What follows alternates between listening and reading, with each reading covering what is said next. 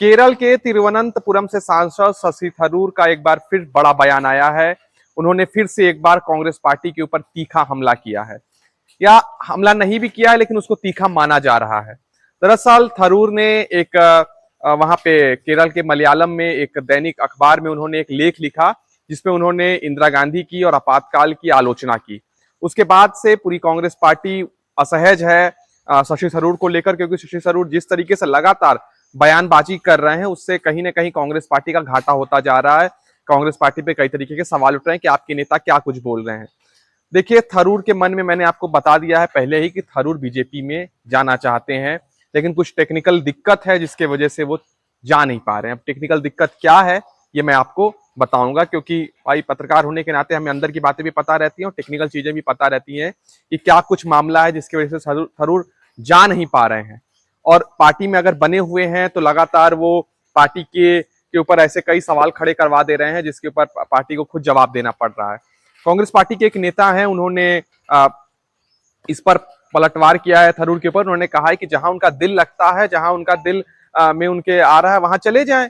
क्यों बार बार ऐसा बयानबाजी कर रहे हैं, क्यों इंदिरा गांधी के ऊपर बोल रहे हैं, क्यों इमरजेंसी के ऊपर बोल रहे हैं।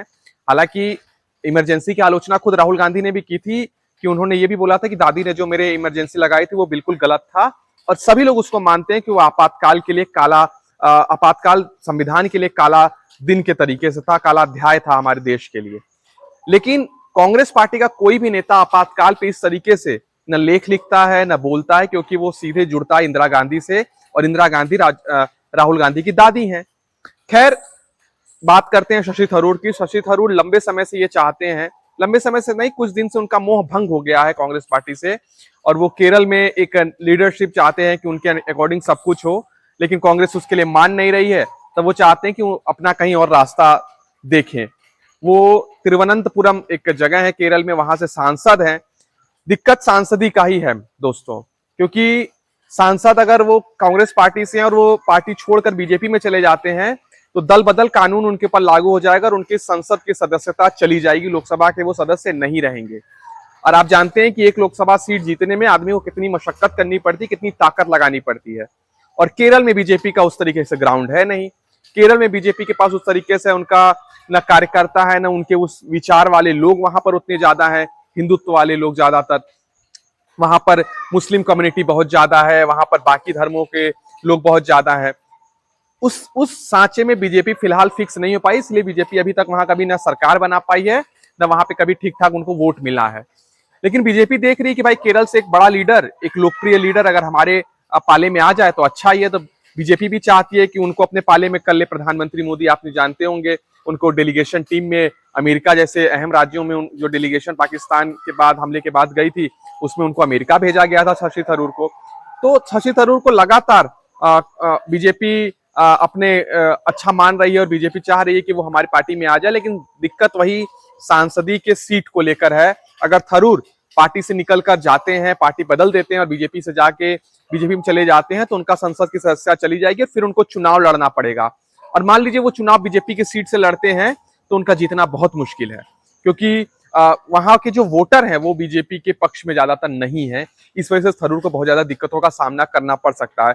थरूर ये चाहते हैं कि वो ऐसी ऐसी बयानबाजी करें, ऐसा कुछ कांग्रेस पार्टी में अंदर ही अंदर गड़बड़ा दें सब कुछ, कि उनको पार्टी खुद बाहर निकाल दे कि अब इस व्यक्ति को या तो बाहर निकालो, ये बहुत ज्यादा बयानबाजी कर रहा है, पार्टी के खिलाफ बहुत कुछ बोल रहा है। तो जिससे क्या होगा, एक माहौल बन जाएगा और थरूर पार्टी से अगर बाहर हो गए तो उनकी संसद की सदस्यता बची रह जाएगी। वो निर्दलीय सांसद के रूप में अपना पूरा 5 साल का कार्यकाल कंप्लीट करेंगे, और हो सकता है कि प्रधानमंत्री मोदी उनको इनडायरेक्टली अपने कैबिनेट में शामिल कर लें, या उनको किसी ऐसे ही विदेशी काम में डेलीगेशन के तौर पर, या कोई भी उनको बड़ा काम सरकारी तौर पर दे दिया जाए जिसमें वो भी मौज में रहें और सब कुछ मौज में रहें।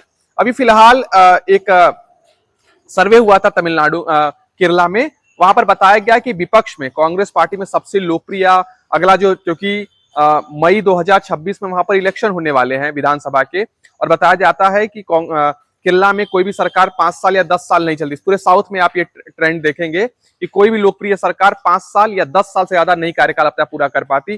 जो फिलहाल वहां पर सरकार है लेफ्ट की, वो उसका 10 साल कंप्लीट होने वाला है 2026 में। तो कांग्रेस पार्टी की सरकार वहां लगभग बननी तय लोग मानते हैं वहां के लोग। तो इसमें यह है कि भाई अब मलाई का घड़ा फूटेगा तो कौन सबसे ज्यादा खाएगा। थरूर चाहते कि मैं सबसे ज्यादा लोकप्रिय हूं, मैं अच्छा इंग्लिश बोलता हूं, लोगों में हैंडसम हूं, सब कुछ है, तो भाई मुझे कांग्रेस पार्टी सीएम कैंडिडेट बना दे। लेकिन जो राहुल गांधी के नंबर 2 है केसी वेणुगोपाल, वो भी केरला से सांसद है, वो भी केरला की राजनीति में काफी दिलचस्पी रखते हैं। बाकी केरला के अपने लीडरशिप है तगड़ी।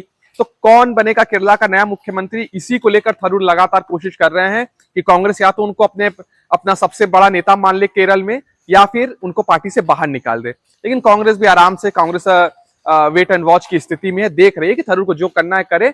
ज्यादा कुछ करेंगे तो हो सकता है राहुल गांधी उनसे बोले कि आप अपना अपना रास्ता देख लीजिए, उनको इस्तीफा दे दे। यही बीजेपी और थरूर दोनों चाहते हैं।